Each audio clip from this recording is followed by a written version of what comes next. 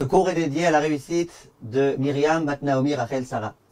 Mes chers amis, nous nous retrouvons pour notre deuxième cours sur le végétarisme. Et je rappelle brièvement la question que nous avions posée la fois précédente. Il est écrit que, au moment où le monde a été créé, l'homme n'avait le droit de consommer que des aliments végétaux. Et voilà qu'après le déluge, Akadosh Baruch Hu va autoriser de consommer de la viande. Question, pourquoi?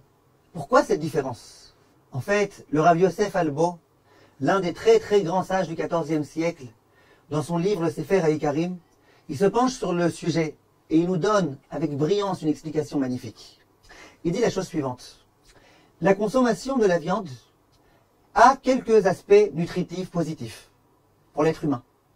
Mais il n'empêche qu'elle a aussi beaucoup d'aspects négatifs, comme par exemple la cruauté de tuer un animal innocent qui n'a rien fait. Le sang de l'animal, il pourrait avoir des répercussions mauvaises sur notre âme, sur notre cœur, sur nos sentiments, sur notre trait de caractère. Donc il y a d'une part des aspects positifs, d'autre part des aspects négatifs.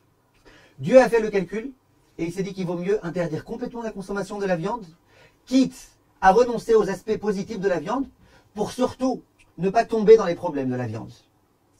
Dit le Rav, Akadosh Baruch Hu, par contre, il a donné la permission de manger tout type de végétaux et de céréales, de sorte à ce que l'homme puisse avoir tout ce qu'il lui faut pour se nourrir normalement.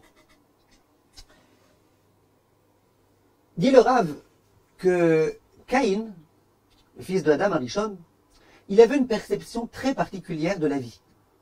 Il pensait que, du point de vue philosophique, l'homme et l'animal sont tous les deux quasiment au même niveau. Et qu'il n'y a aucune raison de donner une préséance à l'être humain plutôt qu'à l'animal. D'ailleurs, dit le Rav, dans la perception de Caïn, l'homme a été créé pour manger et pour boire, comme l'animal. Le but de la création de l'homme, ce serait uniquement de manger et de boire, et puis voilà, ne dérange personne, mange et bois. C'est la raison pour laquelle explique le Rav. Au moment où Hevel a offert une offrande à Kadosh Baruch Hu avec des animaux, Caïn y a dit, ben non, de quel droit?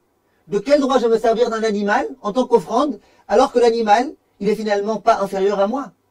Donc je refuse d'amener un animal. Moralité, dit le Rav, que va-t-il se passer? Akadosh Baruch Hu, Dieu, va agréer l'offrande de Hevel. Il va refuser l'offrande de Caïn. Caïn, à ce moment-là, il se met en colère. Hachem va venir le voir et va lui dire, pourquoi tu fais la déprime là? Pourquoi tu es triste? Halo im tetiv se'et. Si tu décides de bonifier tes actes, tu pourras t'élever. Explique le Rav de façon magnifique. Akadosh Baruch Hu dit à ce moment-là à Caïn, écoute-moi bien Caïn, je peux comprendre ta façon de penser, que l'homme et l'animal sont tous les deux au même plan. Mais tout dépend. Ça c'est uniquement l'homme à sa création, tant qu'il n'a encore rien fait de particulièrement bien, tant qu'il ne s'est pas pris en main, qu'il ne s'est pas approché d'Akadosh Baruch Hu. Tu décides de te bonifier, de te corriger, d'avancer, de faire des bonnes choses. Alors là, c'est être. Bien évidemment que toi, être humain, tu dépasses le niveau de l'animal. Et là, écoutez bien ce qui va se passer. Caïn va être jaloux de Hevel. Maintenant, que va faire Caïn? Il va assassiner son frère. Premier assassinat depuis la création du monde. De quel droit il va assassiner son frère? Dit le Rav, eh bien c'est pas compliqué. Puisque pour Caïn, tuer un homme ou tuer un animal, c'est la même chose. Et que tu vois que Hachem a agréé l'offrande de Hevel, ça voulait bien dire que c'est pas grave de tuer un animal. Or si c'est pas grave de tuer un animal, ben tuons aussi l'être humain. Donc moralité, je peux te tuer. Akadosh Baruch Hu va lui reprocher. Et il va dire à Caïn, comment tu t'es permis de faire une chose pareille? Simplement Hachem, il a eu peur. Il s'est dit, peut-être que Caïn, il va pas comprendre ce que je lui veux. Peut-être qu'il va pas comprendre la leçon, que l'homme, il est plus élevé que l'animal.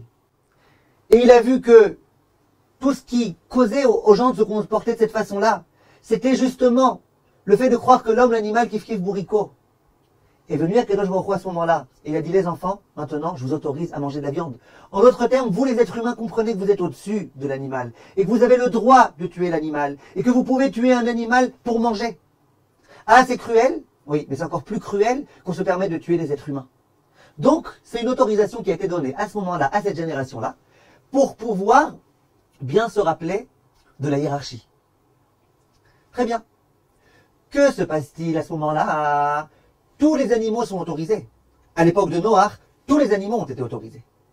Au moment où la Torah va être donnée, continue le Rav, son exposé, que va-t-il se passer? Il y a déjà des années qui se sont écoulées.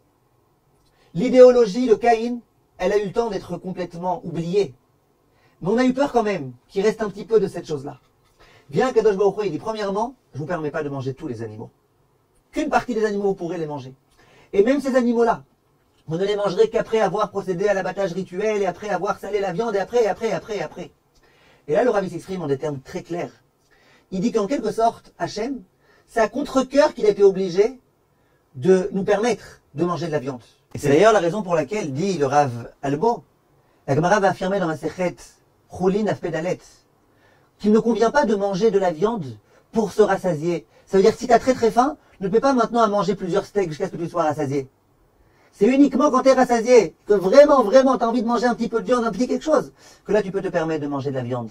Pourquoi? Parce qu'à nouveau, le fait de manger de la viande, c'est pas un idéal. Mais on peut l'autoriser, étant donné qu'on savait très bien que si on n'autorisait pas la consommation de la viande, les gens risqueraient d'en venir à des choses mauvaises. Et on va justement maintenant essayer d'expliquer un tout petit peu plus cela. L'un des grands rabbanim, particulièrement apprécié du monde sioniste, s'appelait le Rav Avraham Yitzhak Kook.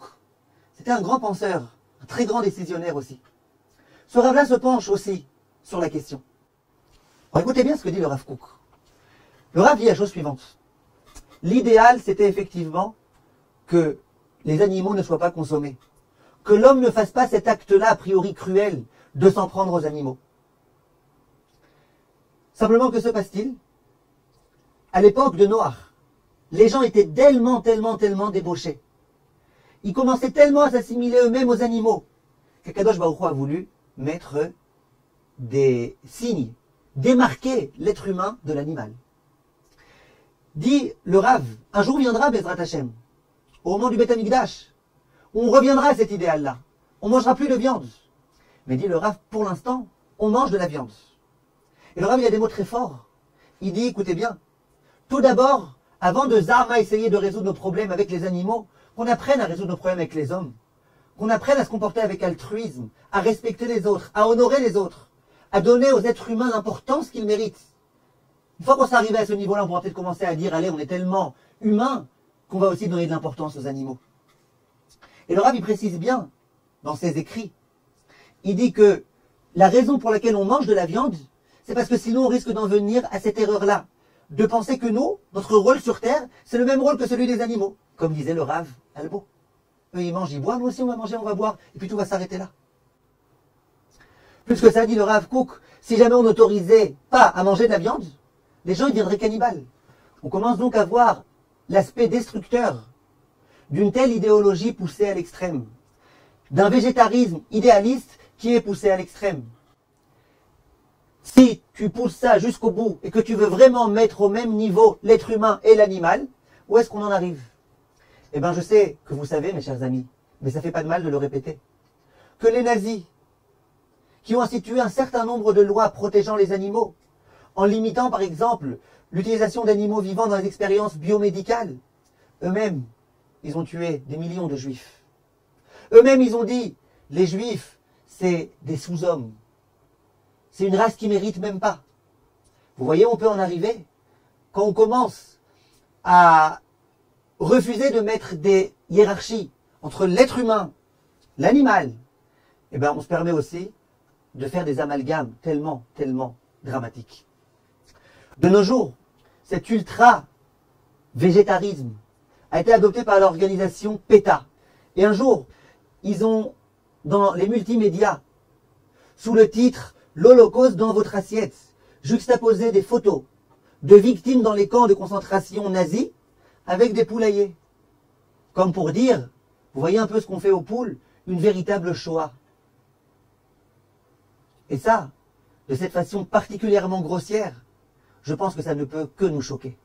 Cette idée a bien évidemment touché aussi les milieux universitaires, qu'il est plus important de veiller au bien-être des animaux qu'à celui des nouveau-nés qui sont malades. Vous voyez donc, mes chers amis, peut-être pourquoi il pourrait y avoir un problème au véganisme. Pourquoi il pourrait peut-être y avoir un problème au végétarisme. Celui qui veut être végétariste uniquement par souci de régime alimentaire, de santé, pourquoi pas? Celui qui veut être végétariste ou véganiste pour des raisons idéologiques, eh bien, il faut vraiment s'interroger. Est-ce que la Torah, elle est en adhésion avec ça ou pas? Et on en parlera, Bezrat Hashem, les prochains cours. Merci de votre attention et à la prochaine.